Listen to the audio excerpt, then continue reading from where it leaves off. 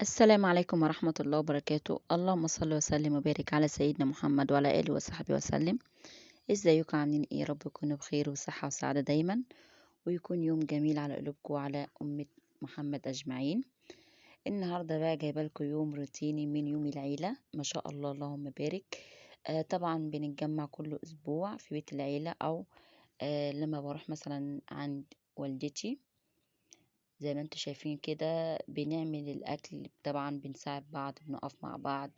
الأكل بيبقى أكل جماعي جميل جدا، بكل واحد ليه تركاته وحركاته في تحضير الأكل. زي ما انتوا شايفين كده طبعا. هنعمل معاكم هنا أول حاجة بسلقها اللي هي اللحمة. زي ما انتوا شايفين كده بجيب حلة وبحط فيها المية، ورق اللوري والفلفل الأسمر والقرفة، وبسيبها لما تبدأ تغلي، وبعدين بسقط فيها اللحمة. وعلى النار التانية بجيب هنا حلة معايا وبنقي فيها اللحوم اللي هي ملبسة أو اللي هي عبارة عن دهن.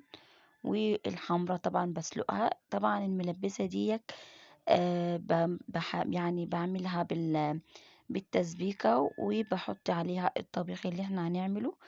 بتبقى جميلة جدا، وبسويها بنفس الطريقة ديت مع البصل والتسبيكة والتوابل، بتدي طعم مميز جدا في الطبيخ، خلاف لما بتكون مسلوقة وبعدين بتروحي نشلها وحطها بالطبيخ. زي ما انتوا شايفين كده ببدأ ان انا انقي اللحمة اللي هي زي ما انتوا شايفينها كده اهي.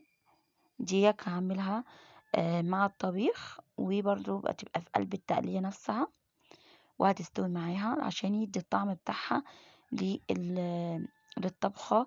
بتبقى مميزة جدا ولها طعم مميز. طبعا هنا خلصت الكمية هنا اللي هي هسلقها، وهنا على نار هادية بضيف هنا معلقة دهنة، طبعا عشان هنا هيبقى طبيخ او التقلية.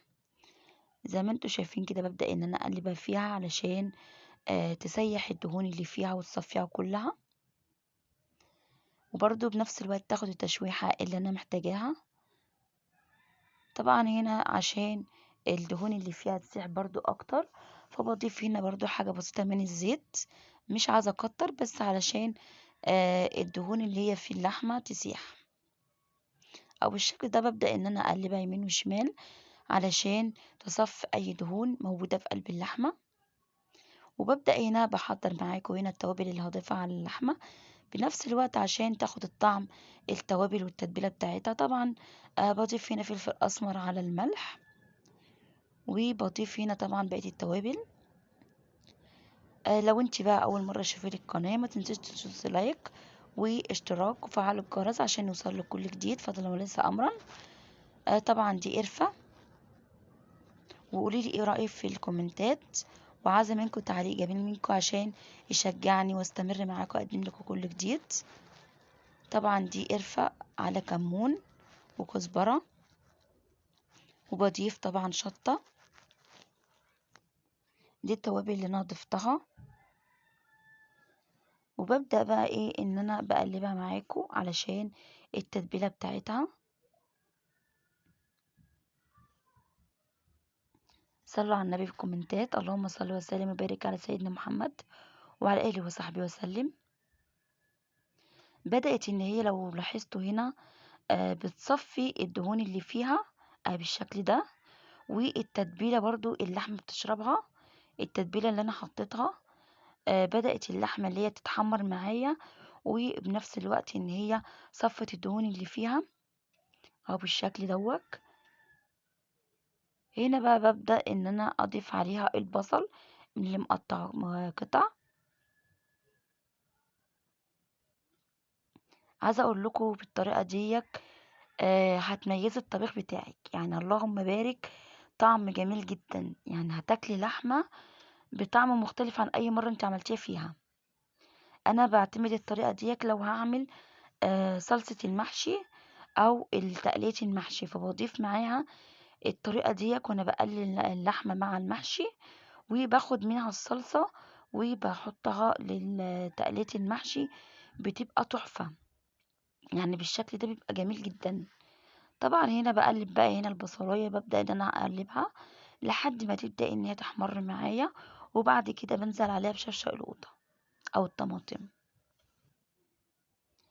قولوا لي انتوا من انهي بلد وبتتابعوني من انهي بلد، وطريقتي بعمل الاكل كويسه ولا لا. عايزه منكم برضو ايه، تركايه بس بسيطه عشان تشجعوني بيها.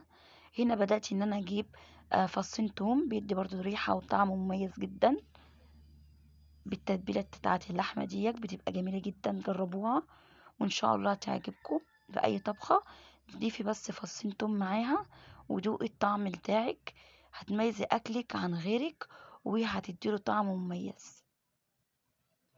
زي ما انتوا شايفين كده ببدأ ان انا اقلبها مع البصل والثوم. بدأت هنا الاحظ ان البصلاية دخلت على تحمير معايا.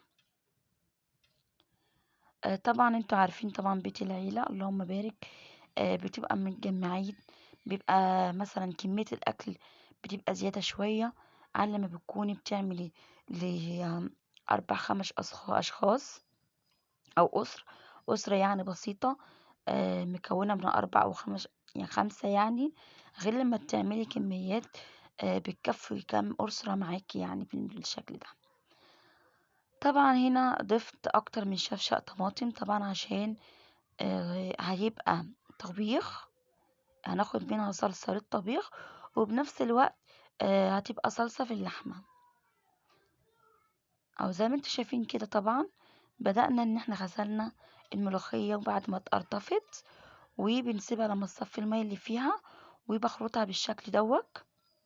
وطبعا الشعرية والرز بالشعرية جميل جدا.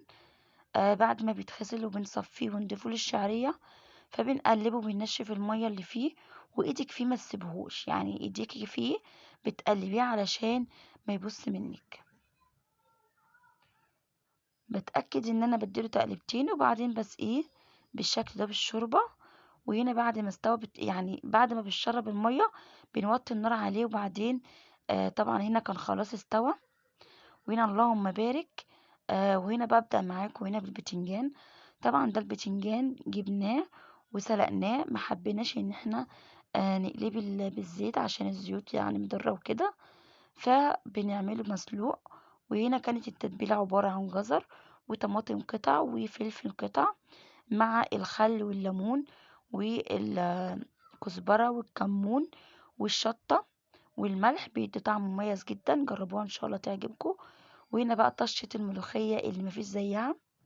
طبعا جهزنا الشوربة سخنة وضفنا عليها الملوخية، وبنبدأ هنا نسمي الله ونضيف هنا معلقتين من الدهن ومعاها الثوم المهروس بالشكل دوت، وبنقلبه لحد ما يتحمر. تديله معلقة كزبرة ونطشها بالشكل دوت. طبعا الملوخية بتسخن على النار وبنفس الوقت الطشة جاهزة معاكي.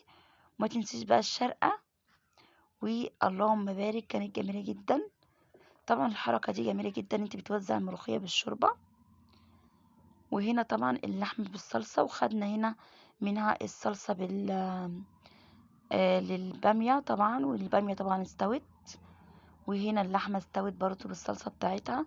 عاوزة اقول لكم تركاية جميلة جدا وطعم جميل جدا واجمل سفرة مع اجمل عيلة.